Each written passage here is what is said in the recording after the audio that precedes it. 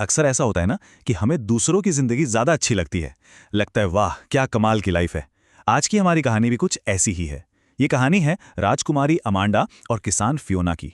दो पक्की सहेलियां जिन्हें हमेशा लगता था कि दूसरे की जिंदगी भाई वो ज्यादा बेहतर है। और ये एक ऐसी फीलिंग है जिससे हम सब कहीं ना कहीं रिलेट कर ही सकते हैं। तो चलिए सीधे कहानी के दिल में चलते हैं। आखिर वो क्या बात थी, वो कौन सी एक शिकायत थी जिसने सब कुछ पलट कर रख दिया। तुम्हारी जिंदगी कितनी सरल और सुंदर है, ये थे राजकुमारी अमांडा के अपनी दोस्त फियोना के लिए। और इन शब्दों में ना उनकी पूरी की पूरी ख्वाहिश छिपी थी। सोचिए, महलों की शानो शौकत और जिम्मेदारियों के बोझ तले दबी अमांडा के लिए एक किसान की सीधी सादी जिंदगी आजादी और सुकून का दूसरा नाम थी। और यहीं पे वो कहावत एकदम फिट बैठती है कि दूर के ढोल सुहावने लगते हैं।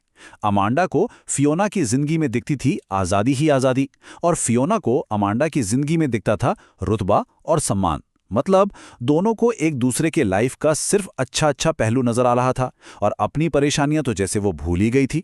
लेकिन उनकी ये रोज रोज की जो नोकझोंक थी ना, वो किसी का ध्यान अपनी तरफ खींच रही थी। और वो कोई ऐसा वैसा नहीं था, बल्कि कोई ऐसा था जिसके पास इस पूरी प्रॉब्लम का एक जादुई हल था। और फिर अचानक एंट्री होती है एक परी की, जो इन दोनों की शिकायतें सुन सुनकर बिल्कुल तंग आ चुकी थी। और वो इस रोज रोज के झगड़े को हमेशा के लिए खत्म करने के मूड में थी, एक बड़े ही अनोखे ऑफर के साथ। परी का सल्यूशन बड़ा ही सिंपल और थोड़ा शरारती था। उसने कहा, अपनी अपनी जिंदगी से इतनी ही दिक्कत है तो एक काम करो, बदल लो। मतलब उसने एक जादुई मौका दे दिया कि जाओ एक दूसरे की जिंदगी जीकर देखो, कोई पहचान भी नहीं पाएगा।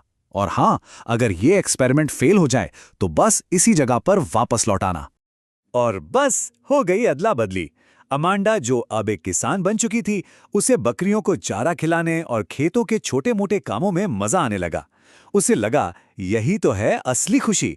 वहीं दूसरी तरफ हमारी नई राजकुमारी फियोना, उसके लिए शाही दावतें और हर वक्त चेहरे पर मुस्कान बनाए रखने की मजबूरी बहुत ही थका देने वाली साबित हो रही थी। एक तरफ ये दोनों अपनी नई नई जिंदगियों में एडजस्ट हो ही रही थीं कि दूसरी तरफ महल के अंदर एक नया और कहीं ज्यादा बड़ा खतरा दबे पांव दस्तक दे रहा था। फियोना, जो अब अमांडा बनकर महल में थी, उसने एक बात नोटिस की। महल में एक मेहमान आया हुआ था, राजकुमार डार्विन, और उसका बर्ताव कुछ अजीब था। वो महल के नक्शों में, गुप्त रास्तों में, मतलब जरूरत से ज्यादा ही इंटरेस्ट ले रहा था। अब देखिए, फियोना की वो किसान वाली पैनी नजर थी। उसने वो चीजें देख ली जो शायद एक असली राजकुमारी से मिस हो जाती। राजकुमार डार्विन का बिहेवियर, उसके अजीब अजीब सवाल, कुछ भी ठीक नहीं लग रहा था। और पहला पक्का सुराग मिला, एक बहुत ही छोटी सी डिटेल से। फियोना ने ध्यान दिया कि डार्विन के जो गार्ड्स थे, उन्होंने खास तरह के साबर के जूते पहने थे। और ये जूते उनके राज्य में बनते ही नहीं थे, मिलते ही नहीं थे। ये एक ऐसी बात थी जिससे एक आम लड़की जो बाजारों में घूमती है, वो फौरन पकड़ लेती। और फिर बात और भी सीरियस हो गई। ठीक उसी वक्त जब राजकुमार महल में मेहमान बनकर ठहरा था, पूरा शहर अचानक से अजीब अजीब टूरिस्ट से भर गया। ये सिर्फ एक इत्तेफाक तो नहीं हो सकता था, है ना? तो फिर क्या था? दोनों दोस्त छिपकर मिली।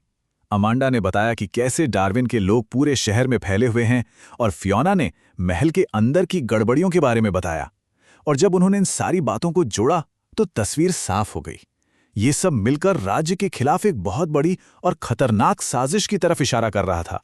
और यहीं से कहानी का सबसे दिलचस्प मोड़ शुरू होता है। उनकी दो अलग अलग दुनियाओं की ताकतें अब एक साथ आ गईं। एक तरफ राजकुमारी का अधिकार और दूसरी तरफ किसान की सूझबूझ। दोनों ने मिलकर फैसला किया कि वो इस साजिश का पर्दाफाश करेंगी और अपने घर को, अपने राज्य को बचाएंगी। खतरा अब सिर्फ खतरा नहीं रहा, वो हकीकत बन गया। डार्विन ने फियोना को असली राजकुमारी समझकर किडनैप कर लिया। और सबसे बड़ी गलती ये की कि उसने अपना पूरा प्लान फियोना को बता दिया कि वो उसी रात राज्य पर हमला करने वाला है।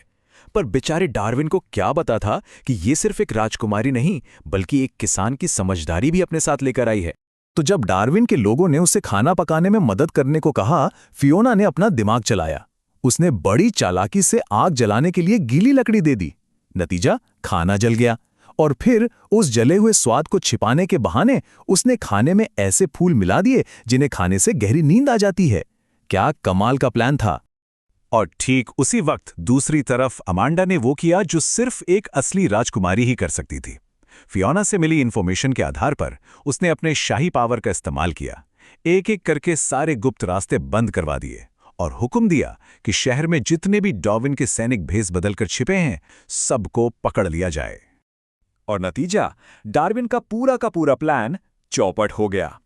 ये दिखाता है कि कैसे उनके मिले जुले हुनर ने वो कर दिखाया जो शायद कोई एक अकेले कभी नहीं कर सकता था। फियोना की चालाकी और अमांडा के अधिकार ने मिलकर पूरे राज्य को बचा लिया। तो राज्य तो बच गया, लेकिन इस सब के बाद दोनों दोस्तों ने अपनी अपनी जिंदगियों को एक बिल्कुल नई नज़र से देखा। उन्हें जो सबसे बड़ी सीख मिलनी थी वो तो अब बाकी थी। इस पूरे एडवेंचर ने उन्हें एक बहुत गहरी सच्चाई सिखाई कि हर जिंदगी जो दूर से इतनी परफेक्ट लगती है ना, वो असल में अपने साथ खुशियों और परेशानियों का एक बैलेंस लेकर आती है।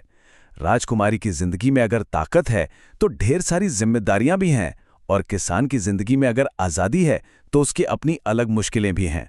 तो सबसे ज़रूरी बात, जैसा कि उस परी ने आखिर में कहा, ये थी कि उनकी असली ताकत उनकी राजकुमारी या किसान होने में नहीं थी।